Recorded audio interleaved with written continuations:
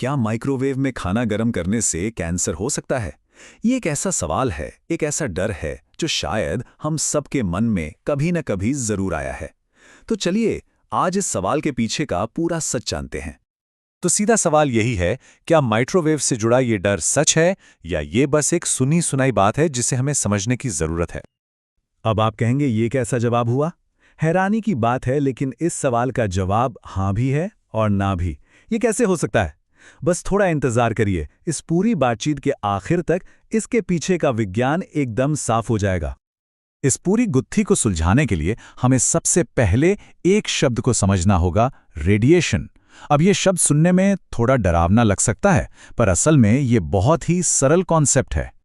देखिए, रेडिएशन कुछ नहीं, बस ऊर्जा का एक रूप है।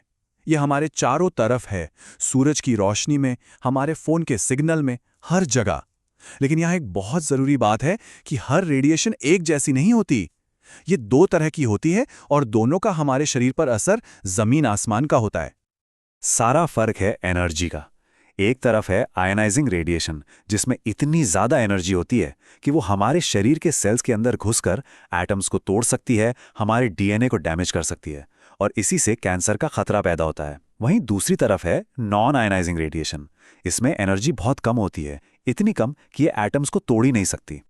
उदाहरण से समझते हैं, एक्सरे और सूरज से आने वाली खतरनाक यूवी किरणें ये आयोनाइजिंग रेडिएशन है।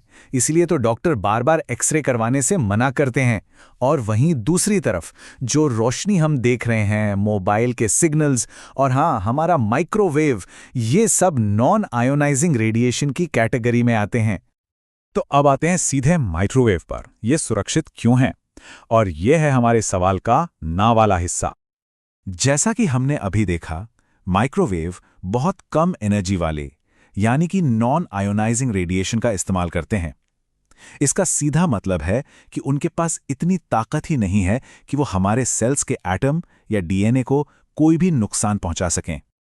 असल में सच तो ये है कि माइक्रोवेव में जो एनर्जी होती है वो हमारी आंखों से दिखने वाली साधारण रोशनी से भी कम होती है। अब जरा सोचिए, अगर दिन की रोशनी हमारे डीएनए को नुकसान नहीं पहुंचा सकती, तो उससे भी कम एनर्जी वाली माइक्रोवेव भला कैसे पहुंचाएगी?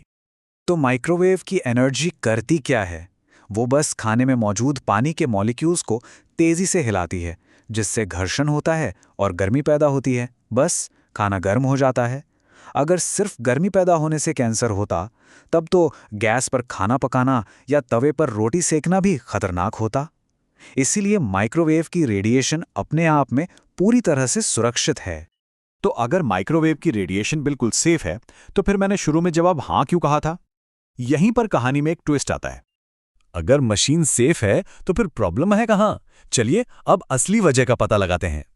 असली जवाब माइक्रोवेव में नहीं, बल्कि उस बर्तन में है जिसमें हम खाना गर्म करते हैं।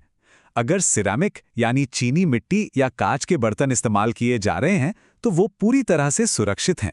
वो गर्म होने पर कोई भी हानिकारक केमिकल खाने में नहीं छोड़ते। असली खतरा तब शुरू होता है जब हम कुछ खास तरह के प्लास्टिक के बर्तनों का इस्तेमाल करते हैं।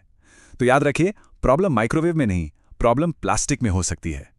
होता यह है कि जब कुछ खास तरह के प्लास्टिक को माइक्रोवेव में बहुत ज़्यादा गर्म किया जाता है, तो उनका केमिकल स्ट्रक्चर टूटने लगता है। इस प्रोसेस में बीपीए और थैलेट्स जैसे बहुत ही हानिकारक केमिकल्स निकलकर हमारे खाने में घुल सकते हैं। और अगर लंबे समय तक ऐसा होता रहे, तो यह हमारी सेहत के लिए बहुत बड़ा खतरा बन सकता है, जिसमें कैंसर का जोखिम भी शामिल है। तो अब जब हम असली जोखिम को समझ गए हैं, तो इसका समाधान तो बहुत ही ज़्यादा आसान है। चलिए देखते हैं कि माइक्रोवेव का सुरक्षित तरीके से इस्तेमाल कैसे किया जाए। देखिए, यह बहुत आसान है। हमेशा कांच या सिरेमिक जैसे माइक्रोवेव सेफ कंटेनर्स का ही इस्तेमाल करें। बस इतनी सी सावधानी बरतने से माइक्रोवेव की सुविधा का फायदा बिना किसी भी हेल्थ रिस्क के उठाया जा सकता है।